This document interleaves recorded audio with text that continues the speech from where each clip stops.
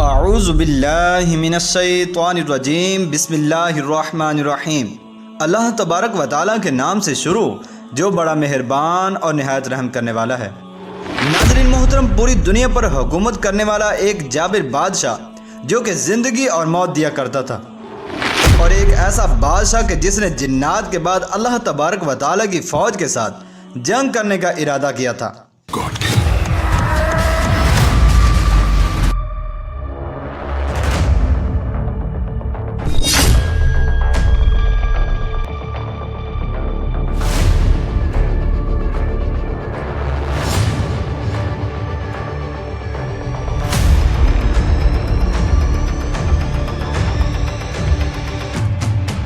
پیارے دوستو، اور شہر بابل کا ایک ایسا بادشاہ جو کہ زنا سے پیدا ہوا اور جس کی ماں کو موت دیتے ہوئے حضرت اسرائیل علیہ السلام بھی رو پڑے تھے۔ ناظرین محترم، جس نے حضرت نوح علیہ السلام کی قوم کے بعد دنیا میں پھر سے بت پرستی کا آغاز کیا۔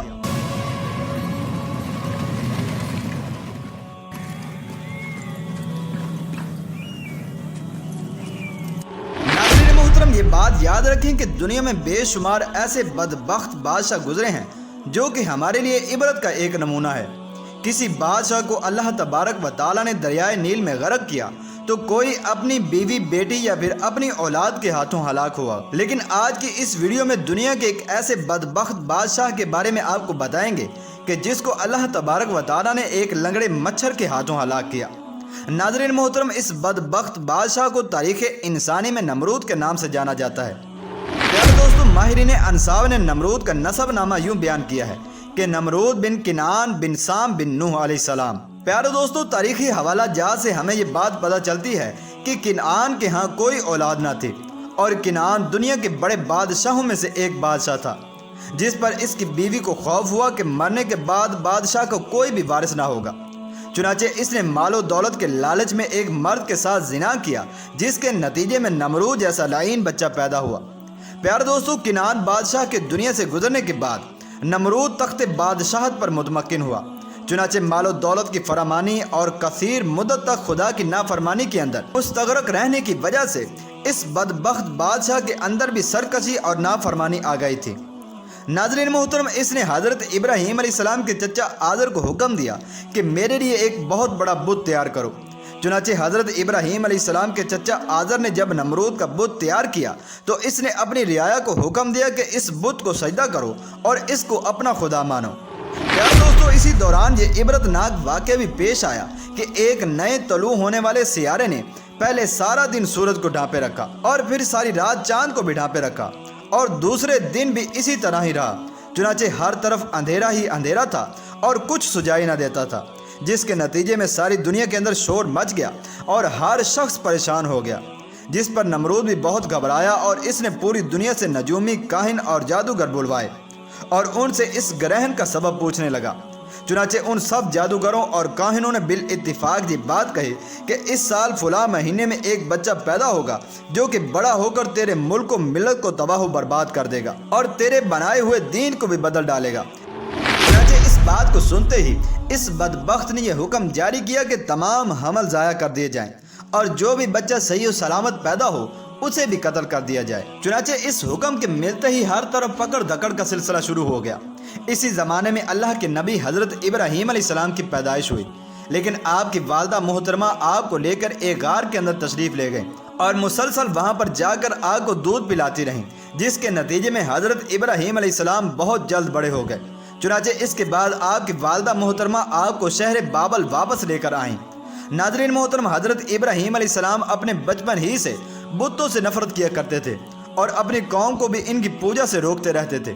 چنانچہ ایک دن اللہ کے پیارے نبی حضرت ابراہیم علیہ السلام اسی خیال کے اندر متفکر بیٹھے ہوئے تھے کہ آپ کو اپنے پیچھے کسی کی موجودگی کا احساس ہوا۔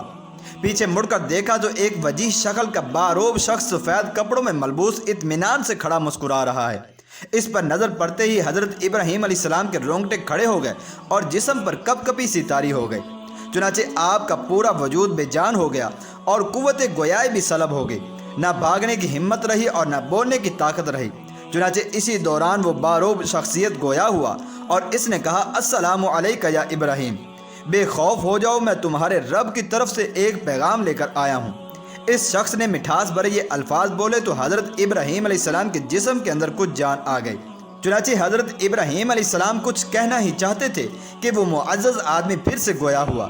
ابراہیم علیہ السلام، اس وقت پوری دنیا میں تمہارے سوا رب العالمین کا نام لیوا کوئی نہیں، اور دنیا کی رہنمائی کے لیے تمہارے رب نے تمہیں چن لیا ہے، اور یہ عظیم منصب تمہیں مبارک ہو، اور ڈرنے کی کوئی ضرورت نہیں، تمہارا پروردگار تمہاری ضرور حفاظت فرمائے گا۔ پیارے دوستو، اس واقعے کے بعد حضرت ابراہیم علیہ السلام نے اپنی قوم کو ہدایت کے راستے پر ڈالنے کے لیے یہ انوکھی چال چلی کہ عید کے دن جہاں قوم کے بت موجود تھے وہاں پر ان کی غیر موجودگی کے اندر تشریف لے کر گئے، اور اپنے ساتھ ایک کلہڑا بھی لے لیا تاکہ اس ذریعے سے ان بتوں کو پاش کر سکیں۔ پھر بتوں کو توڑنے کے بعد اسی کلہاڑے کو ان کے سب سے بڑے بت کے کاندھے پر رکھ دیا، اور پھر واپس تشریف لا کر گھر میں آرام کرنے لگے۔ چنانچہ وہ دن عید کا تھا جب قوم اپنے عید اور میلے کے دن سے واپس بستی کی طرف آئی، اور انہوں نے اپنے بتوں کا ایسا حال دیکھا تو آپس میں چیم گوئیاں کرنے لگے، اور ان لوگوں نے شور مچانا شروع کر دیا کہ کہیں بتوں کی وجہ سے ان پر کوئی بڑا عذاب نازل نہ ہو جائے۔ چنانچہ جب نمرود کو اس واقعے کی خبر ہوئی تو اس نے ایک ٹیم کو تشکیل دیا جو کہ اس توڑنے والے شخص کی تلاش کرے گی۔ چنانچہ اس ٹیم نے جب حضرت ابراہیم علیہ السلام کو نمرود بادشاہ کے سامنے پیش کیا تو نمرود نے حضرت ابراہیم علیہ السلام سے پوچھا کہ تم نے ایسا کیوں کیا ہے؟ تو حضرت ابراہیم علیہ السلام نے فرمایا کہ میں نے ایسا نہیں کیا، بلکہ ان بتوں میں سے سب سے بڑے بت نے ایسا کیا ہے، کیونکہ یہ لوگ اس بڑے بت کے سامنے ان چھوٹے چھوٹے بتوں کو بھی پوجا کرتے تھے، جس پر اس کو غصہ آیا اور اس نے تمام بتوں کا کام تمام کر دیا۔ پیارے دوستو، حضرت ابراہیم علیہ السلام کے اس جواب کو سن کر سارے مجمع پر سناٹا طاری ہو گیا، اور سب لوگ اپنے دلوں میں سوچنے لگے کہ تم لوگ خود ہی ظالم ہو۔ چنانچہ اسی دوران بتوں کے حامیوں نے یہ نعرہ بلند کیا کہ حضرت ابراہیم علیہ السلام کو آگ کے اندر ڈال کر جلا دو اور اپنے بتوں کی مدد کرو۔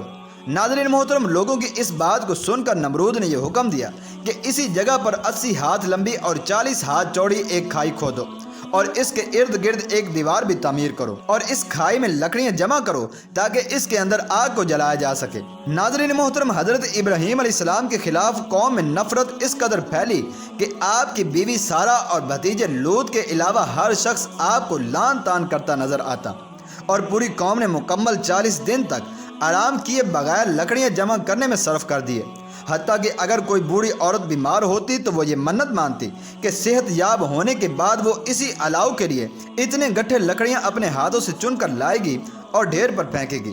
ناظرین محترم، جب وہ آگ تیار ہوئی تو حضرت ابراہیم علیہ السلام کو ایک منجیق کے اندر ڈال کر آگ کے اندر پھینک دیا گیا، لیکن اللہ تبارک و تعالیٰ کے حکم سے وہ آگ آپ پر ٹھنڈی اور سلامتی والی بن گئی۔ چنانچہ جب اس آگ کے شعلے کم ہوئے تو نمرود اس آگ کے ارد گرد گھوم کر حضرت ابراہیم علیہ السلام کے جلنے کا جائزہ لینے لگا۔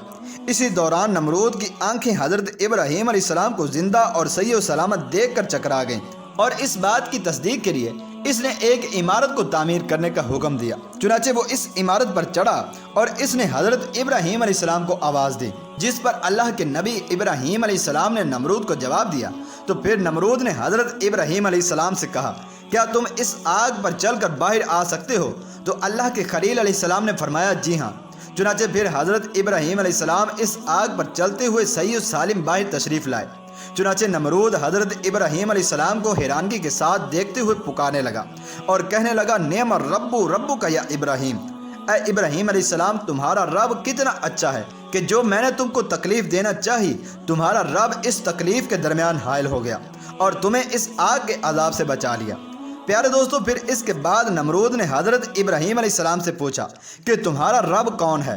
تو حضرت ابراہیم علیہ السلام نے فرمایا کہ میرا رب وہ ہے جو کہ زندہ کرتا ہے اور مارتا ہے۔